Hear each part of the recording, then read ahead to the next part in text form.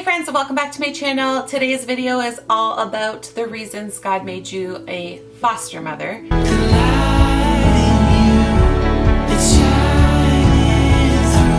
This pertains to moms in general, but there are some specifics for foster moms. I hope this video encourages you and inspires you and maybe just lifts you up a little bit when you're dealing with the mundane of motherhood. Whether you came to foster mothering as a biological mom first, there are certain reasons why God gave you this role. Being a mother is such a gift not all women get. And I want you to remember that in the midst of diaper blowouts, dishes piled high, and laundry mountains. Even if a diagnosis of infertile is what you are facing in your motherhood, there are always kids who need a mother. I do not intend to downplay the grief and the loss that is infertility. Not being able to conceive a child with you and your husband's DNA is devastating. I understand that. I've walked closely with many women who have experienced this, and it's a pain I wish no woman had to feel. The 4 months of trying to conceive after having a miscarriage were some of the most hopeless and desperate moments of my life. It gave me just a glimpse of what infertility might feel like.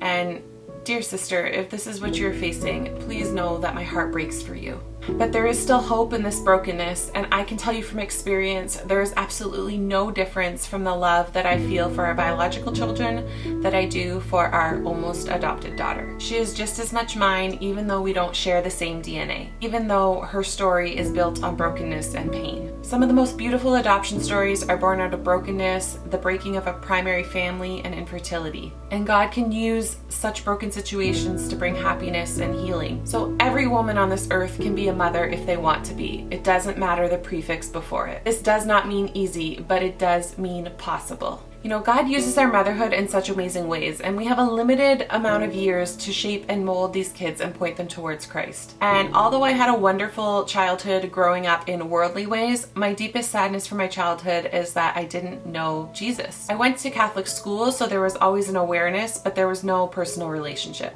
That basic belief was there, but that personal relationship was just not written into the first chapters of my life. You know, and I often think, why didn't I get the experience that my kids are getting and that my husband got as a child? Wouldn't I be farther into my spiritual maturity if I had? And God is still working on me and revealing the reasons why, and I see some of them. But the plainest of answers is it just wasn't meant to be my story.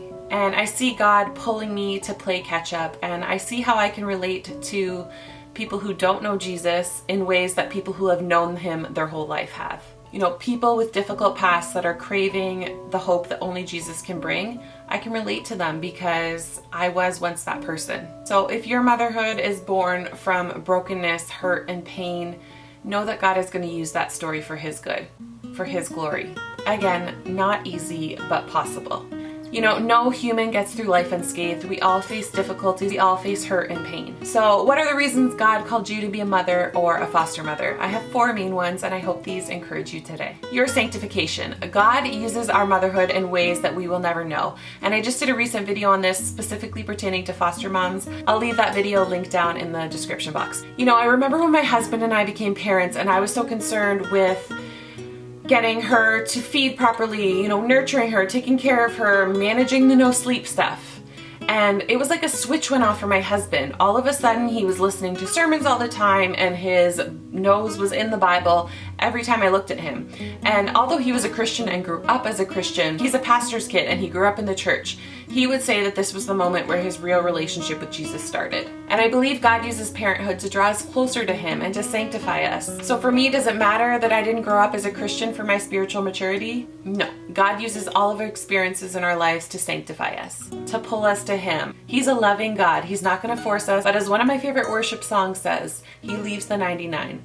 He pulls us in. He wants us to have a deep, personal, intimate relationship with him. And motherhood is one of the biggest ways he teaches us and guides us. Motherhood is full of hard lessons and things we need to figure out. And as a Christian, I truly believe I cannot mother well without Jesus. You know, as an imperfect person, I struggle with anger and impatience with my kids. I mean, it's getting better and God's sanctifying me, but It's something that I struggle with, and I can only imagine what my motherhood would be like if I didn't have the Lord. The amazing thing about Christian motherhood is that we are parenting our child at the same time as God is parenting us. He's teaching us, He's disciplining us, He's putting us into fire to refine us, and He's transforming us. I mean, is motherhood not the ultimate sacrifice? Does motherhood not force us to take up our cross daily, as it says in Matthew 16:24? If anyone would come after me, let him deny himself and take up his cross and follow me. Even in the midst of our selfishness, our up-all-night newborns, our tantruming toddlers, and our hormone-filled teens do not allow us the selfishness we so easily lean into. God uses our motherhood, our children, to keep bringing us back to Him. Motherhood teaches us the fruits of the Spirit and to fully rely on God's grace. It teaches us to lead by example, just like Jesus led by example. It also teaches us to nurture and protect. It is incredible to me the bond I feel for my children as a mother. That ultimate mama bear protection that we are blessed with. I mean, fathers have it too, but I think you can all agree with me, there's something special about a mama's bond to her child. What I think is so beautiful is that this ability doesn't stop with our biological children. This ability is given anytime we are faced with caring for a child who needs us, a child who is dependent. You know, children need a mother to survive, and we need God to survive, to be fed, to be held close, to be nurtured. In Isaiah 49:15 it says, "Can a woman forget her nursing child, that she should have no compassion on the son of her womb?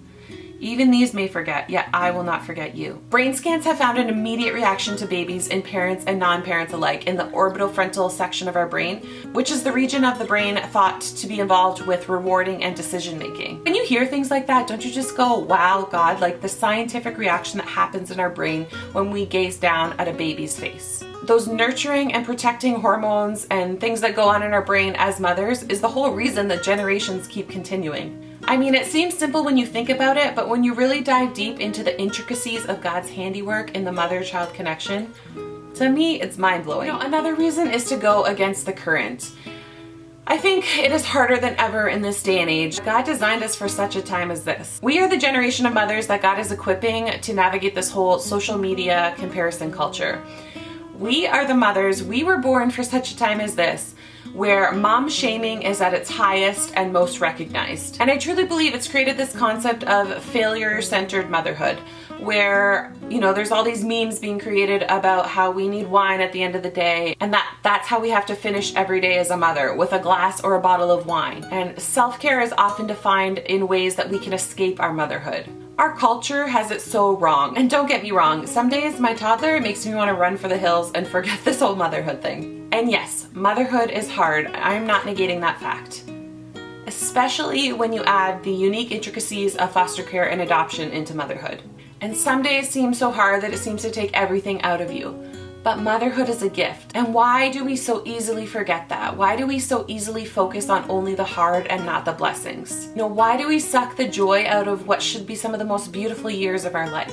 Where is our focus? Is it on the perfectly curated Instagram feed of the organic food animals that Krista posts? Is it on the perfectly styled mom and daughter fashion posts? Is it on the perfect pictures of clean houses of moms with 7 kids and we wonder how do they get that all done? Or is our focus on our good God and the purpose of our own individual motherhood? Are we indulging in self-care with wine nights every night and sticking our kids in so many programs that we just don't have to deal with the discipline and hard stuff? Or are we practicing self-care with true soul care and starting every day with Jesus? Asking the Holy Spirit to equip us for the challenges that day might entail.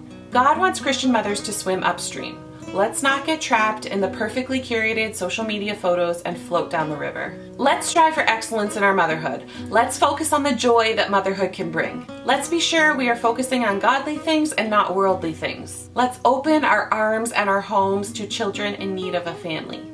You know what? Case in point, I really wanted to get this video filmed for you, and this little one woke up early from her nap. And I could be frustrated and I could be like, ugh, I didn't get the things done I wanted to get done. And I can just be thankful that this little one who needs me so desperately is in my arms snuggling me right now. I can focus on the gift of that instead of the things that I didn't get accomplished. And if she cooperates with me, I'm going to share the last point with you. Another reason that we get to be Christian mothers, Christian foster mothers, biological mothers, whatever, it's for the example we set in discipleship. No, kids get a fresh start. A childlike faith that I so envy. You know, they don't think twice about talking about Jesus or inviting their friends from school to church. And I wish it was that easy for us moms, but the fear of judgment, being outcast from friend circles, being the mom no one wants to invite because they don't want God shoved down their throat, that fear is real, and we must witness out of love and the right relationship. And God helps us by blessing us with motherhood. I've been able to have conversations about Jesus because my kids have opened the door. And I've been able to share with biological moms of kids that we foster the hope that only Jesus can bring. People see a difference in a mom who genuinely enjoys their motherhood and doesn't just complain about the hard stuff all day. A mother who takes the time to teach and train and discipline well and not just brush it off as, oh, they're just kids. A mother who isn't yelling and demeaning their child, but treating their child with respect and grace. A mother who moves past the fear of getting too attached in order to open their home and their arms to a child who so desperately needs it. All of these things, all of these reasons God made us moms and foster moms are for His glory. May you always know that even when you don't feel like it, you are a leader. Mothers are leaders, and our biggest role is to point our kids towards Him. So in the hard times, He gets the glory. In the joy-filled times, He gets the glory. The gift of motherhood isn't just to keep us busy, to keep us laughing, to keep our hearts bursting with love for these little stinkers, these little tiny humans that leave us exhausted. There is a greater purpose because of who God is and what God has done. My prayer for you is that you fully know and understand the sacrifice of the cross, of the beauty of God's love, and the gift of motherhood. Thank you guys so much for watching today. If you like this video, please give it a thumbs up. Subscribe if you are new here. I'd love to have you. And I'll see you guys on the next video. Bye!